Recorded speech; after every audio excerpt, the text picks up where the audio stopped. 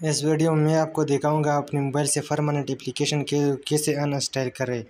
जो भी एप्लीकेशन आप अनइंस्टॉल करें लेकिन फिर भी वो आपके मोबाइल में मौजूद है, इसको परमानेंट अनइंस्टॉल करना।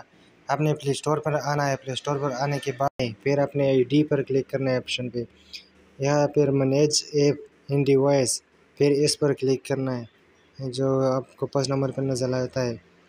इसके पर क्लिक करने के बाद आपने और यू पे आ जाना है और यू यहाँ से मैनेज पर आ जाना है। मैनेज पर जिसे आप आ जाए मैं आपको दिखाऊंगा।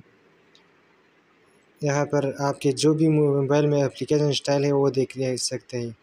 आपने इंस्टॉल पर क्लिक करना है, इसके बाद अनइंस्टॉल इस पर क्लिक करना है। यहाँ पर आपको वो एप्लीकेशन नज़र आ जाएगा जो आपने अनइंस्टॉल कर दिया है लेकिन वो आपके मोबाइल में मौजूद है। आपने इस पर चेक करना है जिस तरह मैं करूँगा।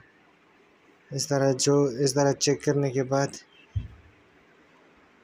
आपने ऊपर जो डिलीट सर्वर आइकन आपको नज़र आता है डाउन, इस पर क्लिक करना है, फिर रिमूव पे क्लिक करना है तो आपका एप्लीकेशन परमानेंट इंस्टॉल हो।